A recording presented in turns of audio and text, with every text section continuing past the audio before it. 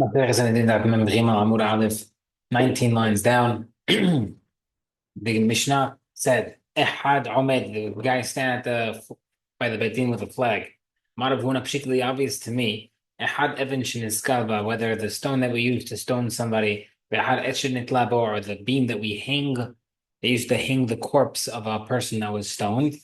Ehad Seif Shenaragbo, the sword that's used to behead the person. Ehad Sudar Shenachnakbo, if they did a Henik, and they strangled him with a garment.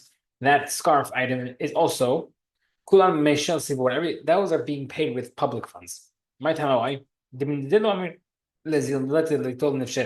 can't tell somebody to, albeit using it for the perpetrator. We can't tell someone buy the thing that we have to kill you with. Buy it. Everyone to ask the question. How about the flag that the guy is going to wave as a signal? Is that considered? Sorry, Vesushu, that's the horse that would be there to assist if they have to stop the execution from happening. Mishal Mihu, who pays for that? Why? What's the two sides? Kevin, that's allowed to maybe since these items to help him save his life, maybe he should pay for it. Or Kevin the Bedina maybe too. Maybe since Bedin is responsible for saving his life, maybe Bedin should pay for it. The Gemara says Vitu additionally, when a guy used to get executed, give him some frankincense mixed with wine. It would make him like sleepy or out of it. Give wine. It says the wealthy woman used to sponsor this drink that the convicted people would not suffer while they're dying. So same question. If the woman did not donate it, who would pay for it? When it says, you say the pasuk says that you have to give. Obviously, it is from Betin. Betin pays for all these things. If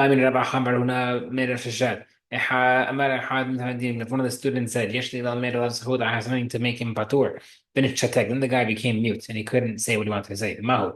Do we say that maybe that's considered a new trial, or do we count it as a vote of acquittal or not? Where it says menafach should be there. If she says no.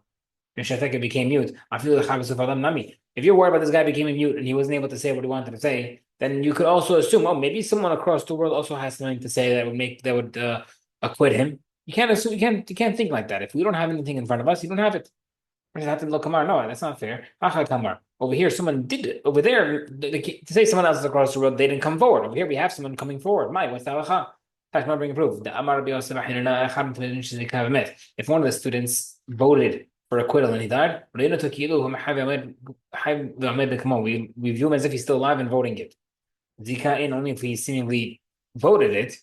Lo zikala, but if he never declared that vote, then we don't count it. So over here as well, it should not count. The Gemara says zika particularly. Obviously, if he voted it, then obviously. The question that we're talking about over here is when he didn't have a chance to vote. That was the question. Okay, next part. Mishnah said, if the guy himself says I have something to prove my innocence, we bring him back. The Gemara says, the second time, we bring him back. And the Gemara says, our Mishnah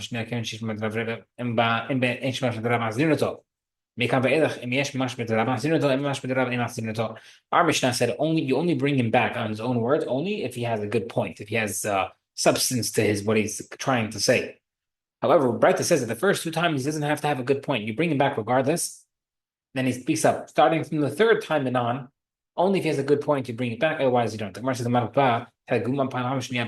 our Mishnah, case, second from the third time and on, it has to be a good point. The Gemara says, Minaya, how do you know if it's a good point or not? Who's walking with him? The Gemara says simple. We give him two Tamid Hamid to walk with him, and if he wants to say that it's innocent, he has to convince them. If he has a good answer, they bring him back. If not. So how come we don't use them from the beginning, the first two times? Why does the first two times he gets a free pass, even if it doesn't sound good? We should have it vetted by the Tamid Hamid. The Gemara says, since he's nervous, he's scared about the execution. The first couple of times he might be nervous. We can't count on him being able to express himself. We bring him back even if he did not be able to speak coherently. Okay, new Mishnah. Maslo zechut patur. The guy is on patur. We make him patur. Ve'imlav yatzil zekel. The guy was not able to be on patur. He's going to have to be stoned. Ve'charoz yosef lefanav. Announcement we call it going on in front of him the following: Ish Ploni ben Ploni Yosef Sakel. So and so Reuven ben Shimon being taken up to be stoned. Asher Abar V'Rav he was because he sinned on this Avirah. Uploni Ploni Adav and just witnesses. Call me Shadil is whoever knows his way to making patur. Yavod Me'elav come forward now and declare, or literally for other way his bag gets stoned. Where it says Marbi Evetzrich Marbi Ploni Usham Ploni B'Machaponi. When they're making that announcement in the streets, they also announce what day it took place, what time and where it took place. Maybe the people would hear the time and place, and they would say, "Oh, those witnesses testified about that thing at that place. They were with us. They do hazama." That's why we mentioned that place. The announcement would go in front of him. Only in front of him they would make that announcement for execution, but not 40 days in front. Now, this is very, very cryptic in the Gemara, and I have to be vague for safety reasons. But please, if you're wondering why there's Gemara missing over here, it got censored. Text me if you're curious. It's a fascinating tale about what they censored over here, because that Gemara does not censor what only as the guy's walking out to get executed, but not 40 days in advance. Who said 40 days? There's a Gemara missing, and it actually leads to Amud Bet's Gemara as well. But there is something missing. Text me if you're curious. I'll send it to you. It is crazy. Rabbi Shimon Levi calls whoever overcomes his Yetzer Hara and he confesses in the sins that he did. The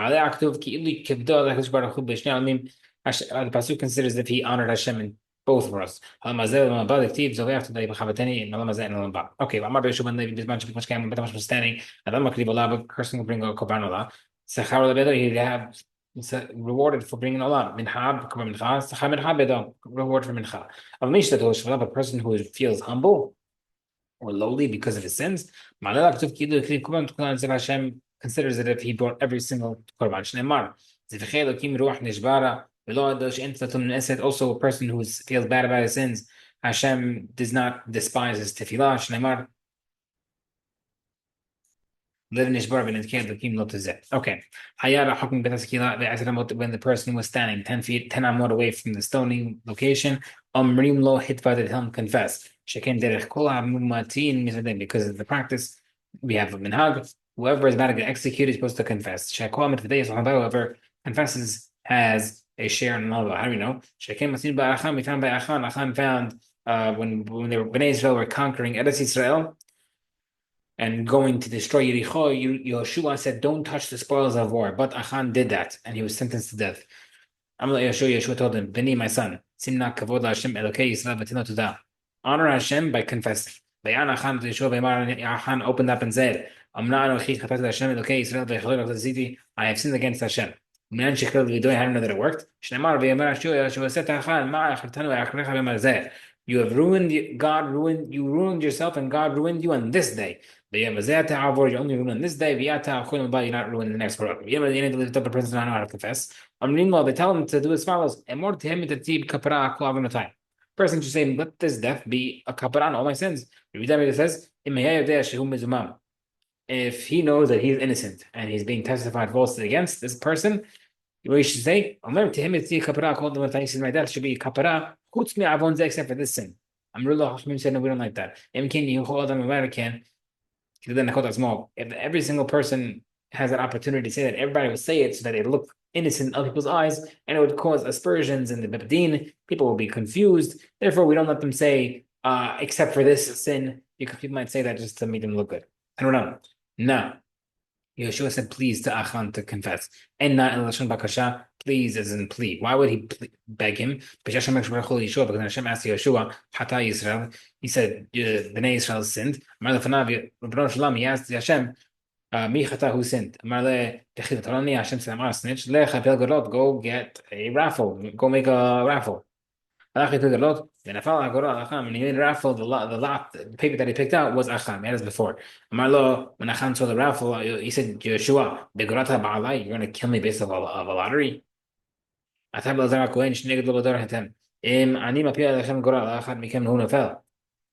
he says, what, if I made a raffle with you and Elazar, the Kohen Gadol, and one of your names popped up, that means also you're a sinner? No, you can't base your name off a raffle. Therefore, Amar lo Yeshua said to him, "V'akashem echam, I beg you, al totzi la'az al don't complain about the lottery. Don't cast the false name on these raffles. Because eventually Eretz Yisrael will be split through the raffle. It says only by the raffle they will split the land by Shvatim. Ten todah, and therefore please just confess. Yeshua bribed him sweetly with words. He said, "Listen, what am I asking you for? Just admit.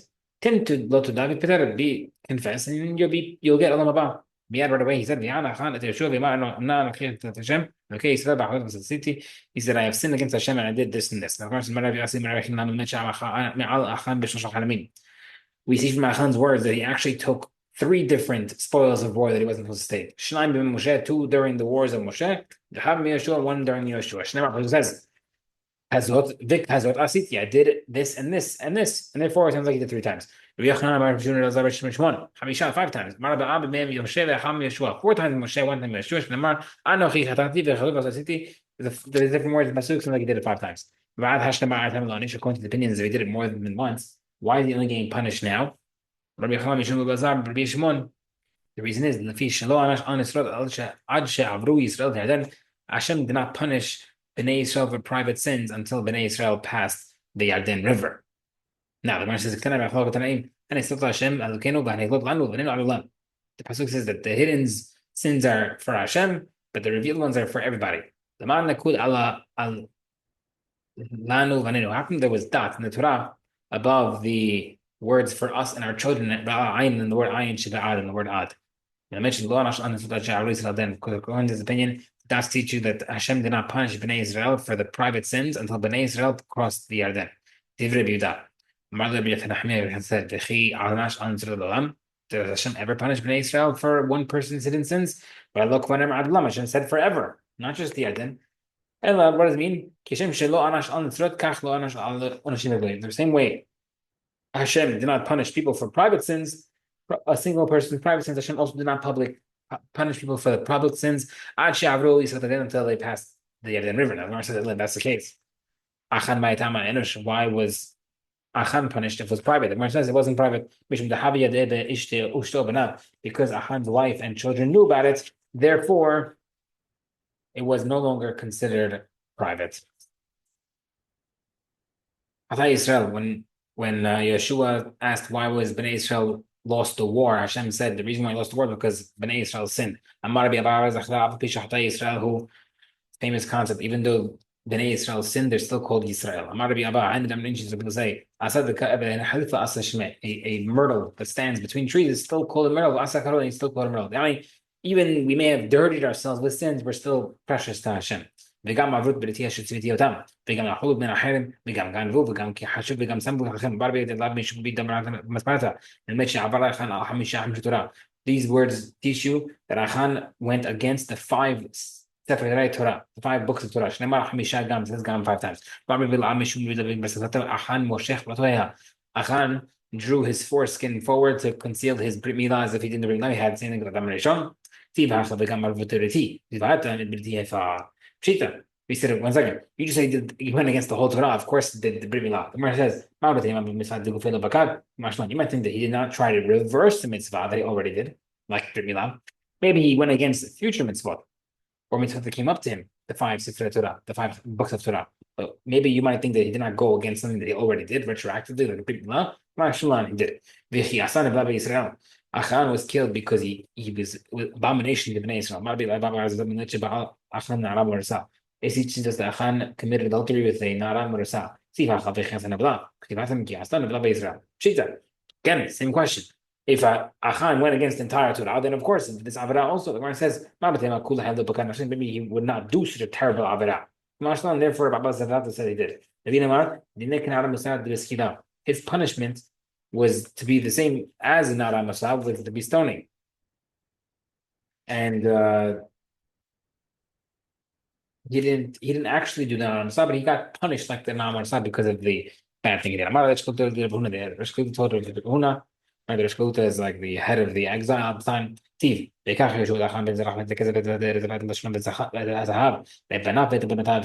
took everything from the family of So why did Yeshua confiscate everything belonged to him if only he said, not his children and wife? He said, according to your reasoning, why